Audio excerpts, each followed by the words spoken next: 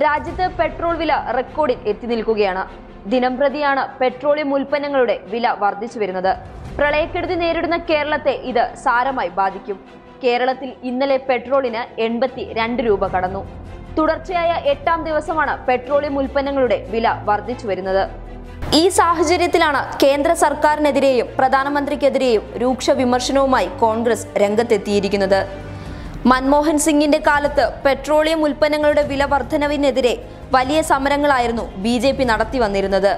2014 ലോക്സഭാ തിരഞ്ഞെടുപ്പിൽ BJPയുടെ പ്രധാന തിരഞ്ഞെടുപ്പ് ആയുധങ്ങളിലൊന്ന് പെട്രോൾ വില വർധനവും ആയിരുന്നു. എന്നാൽ കേന്ദ്രത്തിൽ BJP സർക്കാർ അധികാരത്തിലെത്തിയിട്ടും പെട്രോളിയം ഉൽപ്പന്നങ്ങളുടെ വില നിയന്ത്രിക്കാനായില്ല. അനുദിനം പെട്രോൾ വില കുത്തനെ ഉയരുകയാണ്. ഈ ഘട്ടത്തിലാണ് കേന്ദ്ര സർക്കാരിനെ പ്രതിരോധത്തിലാക്കുന്ന ആരോപണവുമായി കോൺഗ്രസ് രംഗത്തെത്തിയിരിക്കുന്നത്. രാജ്യം ഇന്ധനവില വർധനവിൽ പൊറുതിമുട്ടുമ്പോൾ കേന്ദ്ര സർക്കാർ തുച്ഛമായ വിലയ്ക്ക് പെട്രോളും ഡീസലും കയറ്റുമതി ചെയ്യുകയാണെന്നാണ് കോൺഗ്രസിന്റെ ആരോപണം. വിവരാവകാശ രേഖകളടക്കം പുറത്തുവിട്ടാണ് കോൺഗ്രസ് ആരോപണം ഉന്നയിച്ചിരിക്കുന്നത്. പെട്രോളിന് 78 മുതൽ 86 രൂപ വരെയും ഡീസലിന് 70 മുതൽ 75 വരെയുമാണ് രാജ്യത്തിന്റെ പലയിടത്തെയും വില.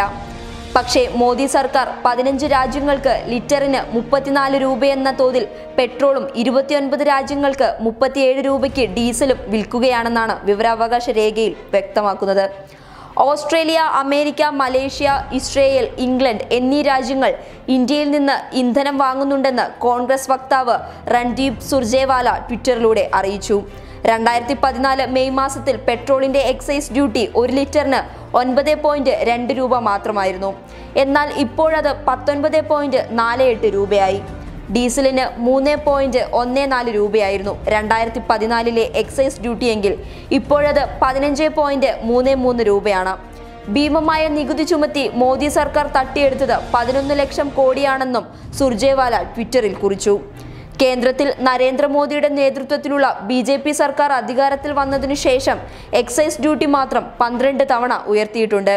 രാജ്യത്ത് പെട്രോൾ വില നിയന്ത്രിക്കുന്നതിൽ കേന്ദ്ര സർക്കാർ പൂർണ്ണ പരാജയമാണെന്നും സുർജേവാല കുറ്റപ്പെടുത്തി. പെട്രോളിനും ഡീസലിനും പുറമെ സബ്സിഡിയില്ലാത്ത പാചകവാതക സിലിണ്ടറിനും വില കുത്തനെ വർദ്ധിച്ചിട്ടുണ്ട്. ഗാർഹിക സിലിണ്ടറിന് 30 രൂപ കൂടി. വാണിജ്യ ആവശ്യങ്ങൾക്ക് വേണ്ടിയുള്ള സിലിണ്ടറിന് 47 രൂപയും കൂടി. ആഗോള വിപണിയിൽ അസംസ്കൃത എണ്ണയുടെ വില ഉയരുന്നതിനോടൊപ്പം രൂപയുടെ മൂല്യം റെക്കോർഡ് നിലവാരത്തിലേക്ക് ഇടിയുന്നതാണ് ഗുരുതരമായ പ്രശ്നങ്ങൾക്ക് ഇടയാക്കിയിരിക്കുന്നത്. ഈ അവസ്ഥ തുടർന്നാൽ രാജ്യത്ത് ഇനിയും ഇന്ധനവില ഉയരും. ആഗോള വിപണിയിൽ ക്രൂഡ് ഓയിൽ വില ഇനിയും കൂടാൻ ഇടയുണ്ടെന്ന് അന്താരാഷ്ട്ര ഏജൻസികൾ തന്നെ മുന്നറിയിപ്പ് നൽകുന്നു. ഇതോടൊപ്പം രൂപയുടെ മൂല്യം കുറയുന്നത് തുടർന്നാൽ അടുത്തിടെ തന്നെ പെട്രോളിന്റെ വില 100 കടക്കുമെന്ന് വിലയിരുത്തപ്പെടുന്നു. News desk public Kerala.